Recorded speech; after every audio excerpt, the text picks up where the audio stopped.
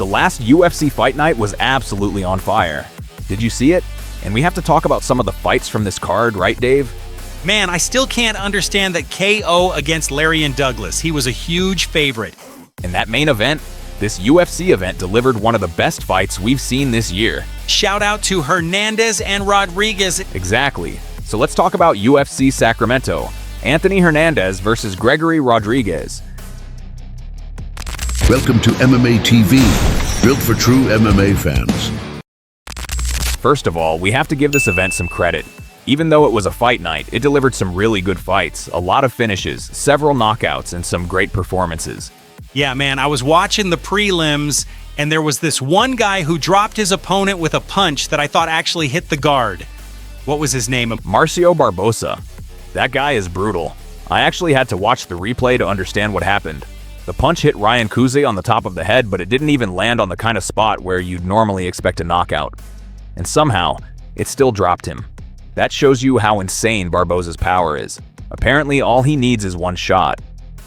Even the referee didn't seem to understand what was happening at first. He actually took a little while to stop the fight. I think they had to give the fighter a chance to keep fighting, and that's probably why he waited. But once he saw Ryan Kuze's reaction on the ground, he did exactly what he had to do. I've got to admit that KO surprised me. Who should I keep an eye on here? Who is the guy I should watch in his next fights? Marcio Barbosa. That's the name. And now that you've already jumped ahead to the fourth fight we need to talk about, let me quickly go back and explain what happened before that. Sorry, man. This is all new to me. Keep going. I'm gonna grab some water. Oh my god. Okay. The first fight of the night ended with Chanel Dyer stopping Elise Reed in the third round by knockout. Then, in the second fight of the night, we got another knockout. Jackson McVeigh landed an excellent knee to the body and added another win to his record, this time against Wes Schultz. Looks like Wes Schultz was having a bad hair day at the office. Alright, let's keep moving. Stan Dorsonville beat Gage Young by unanimous decision in an insane fight. And then we got to Marcio Barbosa versus Ryan Kuze, the fight we were just talking about. My bad, I was just too excited about that one. Okay, just let me say one more thing about Barbosa versus Kuze. What's crazy is that he did it with a left hook, his lead hand. That's seriously scary power. But moving up the card, we had Chris Padilla versus Nasrat Haqparast. I liked that one too. That was a good fight, and I definitely didn't expect that ending, did you? Honestly, no. I actually thought Padilla was going to win by decision, but that's what makes this sport so impressive. Padilla had already won the first two rounds on the scorecards, and then he created one hell of a highlight. He turned the lights out on Haqparast. Shout out to Padilla. It was a great fight. And moving up, we got one of the coldest knockouts of the night. Shamil Gaziev landed a straight right that dropped Kennedy Nzechukwu. Gaziev sent Kennedy straight to Narnia with that punch. He even needed a wardrobe. Gaziev has some serious knockout power, and Kennedy was rolling the dice in that position with his hands down. If he was hunting for a highlight, he definitely got one. Unfortunately for his opponent, that really happened. And then we got one of the biggest upsets of the night. Lerryan Douglas was the favorite against Jamall Emmers. And if you watch the first few minutes of the fight, it was easy to understand why. That guy hits like a truck. When I was watching it, I thought Douglas was building toward a victory.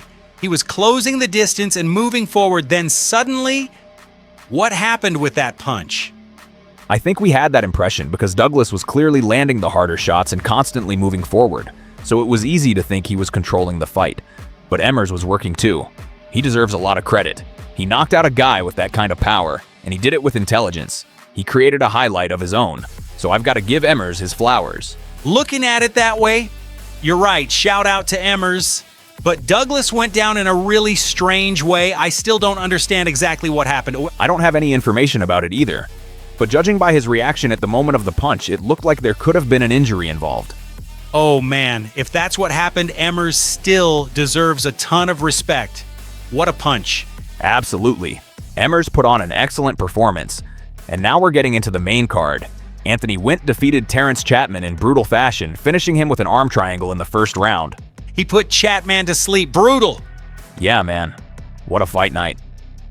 And moving on, we had one of the performance of the night bonuses go to Carly Judas. She built her knockout victory with some surgical front kicks against the Brazilian Gisela Chavez. Winning that bonus on an event like this is a big achievement. Exactly. And if Judas already put on a great performance, there was another fighter who made it pretty clear that he deserved that bonus too. Marquel Mederos. The elbow guy got it? That fight was insane. Even I was surprised. His elbows were the key to beating Mason Jones by knockout. He landed so many of those strikes with so much power and accuracy that, to me, he absolutely deserved that bonus. Shout out to Mederos. Great performance, man, and that was a good fight too. I had fun watching it from beginning to end. After that, we had 3 more fights coming up featuring some big names.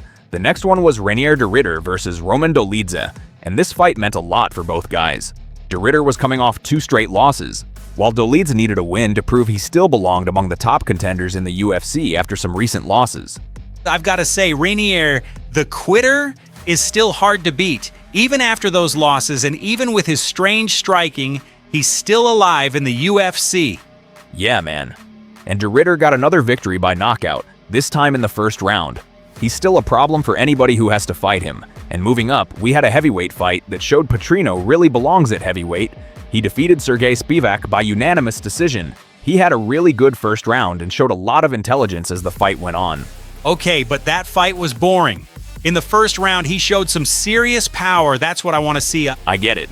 Even though the second and third rounds weren't as entertaining, he did what he had to do to win. And we have to respect Petrino. That's now his 4th straight win at heavyweight. He keeps showing how good he can be in this division. I know, but after all those exciting fights we just watched, I wanted more knockouts. Me too. And speaking of that, let's talk about one of the fights I never expected to go 5 rounds. Anthony Hernandez versus Gregory Rodrigues. I have to admit, I expected Rodrigues to slow down in the later rounds and Hernandez to get the win before the final bell. But Rodrigues showed incredible conditioning and turned this into one of the best fights of the year. He took that victory like an absolute monster. I've got to say, even now, I don't know whether I should congratulate Rodrigues for those devastating kicks or congratulate Hernandez for somehow going southpaw and continuing to fight with basically one leg. This was insane. We have to congratulate both of these guys. I did not expect such a competitive fight, and those kicks, oh my god, I wouldn't wish those on my worst enemy. Man, Rodrigues was hurting himself from kicking so hard. He left the arena in a wheelchair. Yeah, man. He dropped Hernandez like 4 times with those kicks. And Hernandez, honestly, that guy needs to be studied. There's no way a normal person goes through 5 rounds like that and then gets on the microphone afterward like nothing happened. He didn't even look tired. Shout out to both of these guys wherever they fight next. I'm watching. That was amazing. I don't even need to ask, but just to finish, Dave, did you actually enjoy this event? Man, I usually don't like watching these fight nights because I don't know half the fighters, but you convinced me before the event. And this card proved you were right.